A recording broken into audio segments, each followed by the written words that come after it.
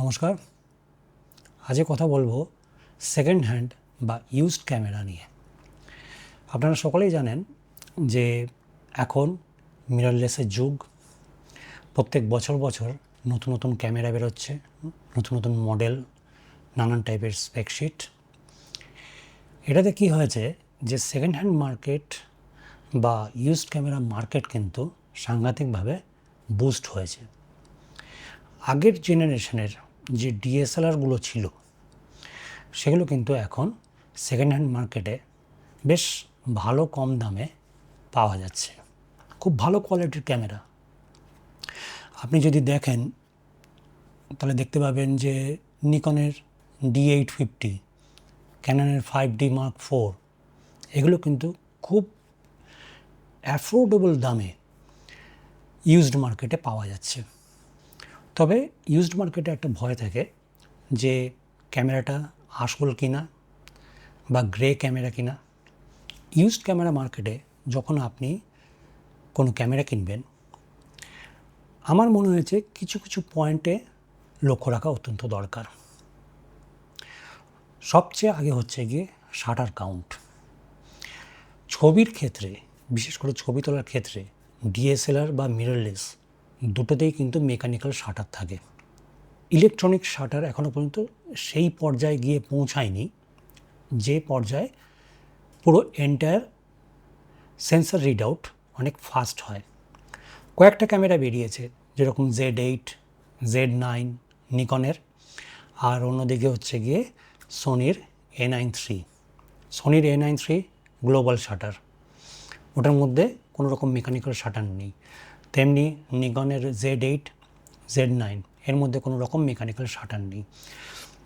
কিন্তু অন্যান্য ক্যামেরা যেরকম R6, ক্যাননের R5, Mark I, Mark II, R6ও তাই, এইসব ক্যামেরায় কিন্তু মেকানিক্যাল শাটার আছে। Z6 III এটাতেও কিন্তু মেকানিক্যাল শাটার আছে। মিররলেস হলেও মেকানিক্যাল শাটার কিন্তু থাকতে হয়। তার কারণ হচ্ছে ইলেকট্রনিক শাটারে রোলিং শাটারের একটা প্রবলেম থাকে, যেটার জন্য ফটো তুলতে গেলে, বিশেষ করে হাই স্পিড ফটো তুলতে গেলে ফ্লিকারিং রোলিং শাটারের এফেক্টটা খুব সাংঘাতিকভাবে দেখা যায়।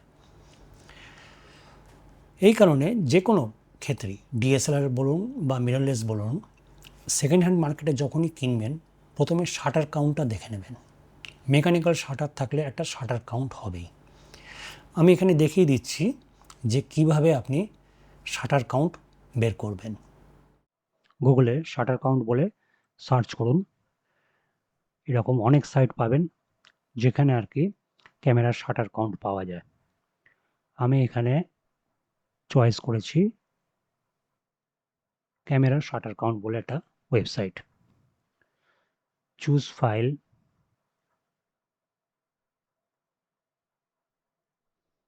এখানে আমার Z6 এর একটা ফাইল নিয়েছি। আমি সিম্পলি কি করেছি, আমি এখানে লেন্সে ক্যাপ লাগিয়ে একটা এক্সপোজার নিয়েছি। খুব সিম্পল, কিচ্ছু নেই। জেপেগে নিয়েছি, রতে নেওয়ার কোনো দরকার নেই। পারলে স্মল নিন, জেপেগ স্মল, এই ফরম্যাটটা নিয়ে নিন। আপলোড করতে অনেক কম ডাটা খাবে।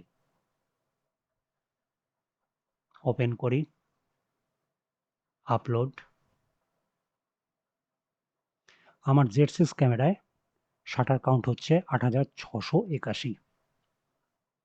আমি অ্যাকচুয়ালি এই ক্যামেরাটা ব্যবহার করি ভিডিওর জন্য, সেই জন্য কিন্তু actual shutter count, mechanical shutter count কিন্তু অনেক কম। আপনারা কিন্তু যখনই কোনো ইউজড ক্যামেরা বা সেকেন্ড হ্যান্ড ক্যামেরা নেবেন, শাটার কাউন্ট অবশ্যই চেক করবেন। পার্সোনালি যাবেন, অনলাইনে কখনোই কিছু কিনবেন না সেকেন্ড হ্যান্ড। পার্সোনালি যাবেন, গিয়ে বলবেন আমার এই ক্যামেরাটার শাটার কাউন্ট দেখান। সঙ্গে যদি আপনার কাছে ল্যাপটপ থাকে তাহলে নিয়ে যান, নেট কানেক্ট করে শাটার কাউন্ট চেক করুন। অবশ্যই চেক করবেন, এটা কখনো ভুলবেন না। এর কারণ হচ্ছে গিয়ে মেকানিক্যাল শাটারের একটা লাইফ আছে, নাম্বার অফ অ্যাকচুয়েশনস কতগুলো হতে পারে তার একটা এস্টিমেটেড নাম্বার দেয়া হয়। মনে করুন 5 লাখ, এখন যদি ওই ক্যামেরাটায় 4 লাখের ওপর ছবি তোলা হয়ে থাকে বা 5 লাখের কাছাকাছি, হতে পারে সেই শাটারটা, সেই শাটার মেকানিজম বসে যেতে পারে। আপনি কিনলেন, 1 বছর ইউজ করলেন, তারপরে দেখলেন যে আপনার ক্যামেরার শাটার বসে গেল। এই শাটার কিন্তু প্রচণ্ড কস্টলি। চেঞ্জ করতে আপনার বেশ ভালো রকম টাকা লাগবে। সেজন্য সবসময় শাটার কাউন্ট অবশ্যই চেক করে নেবেন। যত শাটার কাউন্ট বাড়বে ক্যামেরার দাম তত কমবে।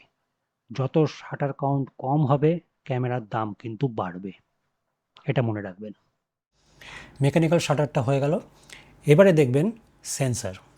সেন্সরের মধ্যে প্রথমে দেখবেন হচ্ছে গিয়ে হট পিক্সেল। হট পিক্সেল কী জিনিস? ওটা কিন্তু দেখা যায় যখন আপনি আইএসও যখন হাই করবেন সেই সময় দেখতে পাবেন হোয়াইট ডট বা রেড ডট। পার্টিকুলার পিক্সেলগুলো কী হয়, হাই আইএসওতে ওরকম লাল রঙের ডটের মতন থাকে বা হোয়াইট কালারের ডটের মতন থাকে। এগুলো কিন্তু যত আপনি আইএসও কম করবেন তখন কিন্তু আবার নর্মাল হয়ে যায়। এগুলো দেখা যায় আর কি হাই আইএসওতে। এগুলো রিমুভ করা যায় ক্যামেরার মধ্যে যে সেন্সর ক্লিনিং অপশানটা থাকে আর কি, সেটা থ্রু রিমুভ করা যায়। যদি সেটা সেন্সর ক্লিনিং অপশান দিয়ে যদি রিমুভ না হয় তাহলে আমি বলবো সেই ক্যামেরাটা বাদ দিন। এরপরে আসি ডেড পিক্সেল নিয়ে।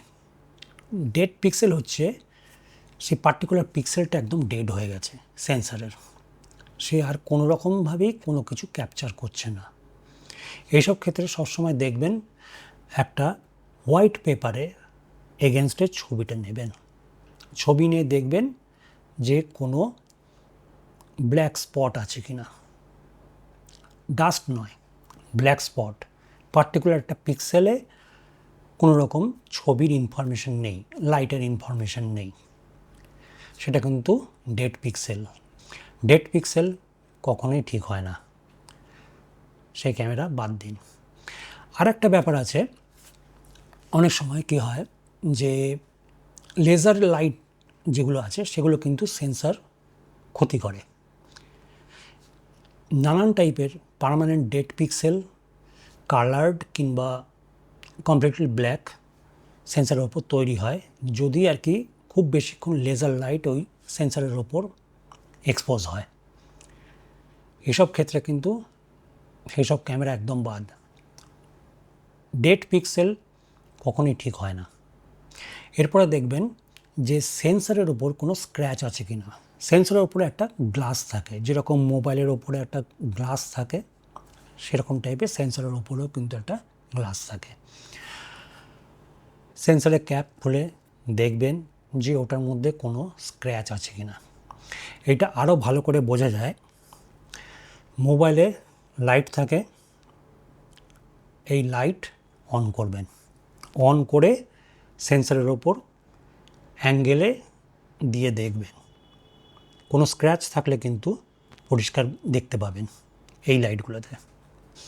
এরপরে আসা যাক বডি। বডির মধ্যে যদি কোনো রকম টাইপের ড্যামেজ থাকে সেটা অবশ্যই আপনি দেখতে পাবেন।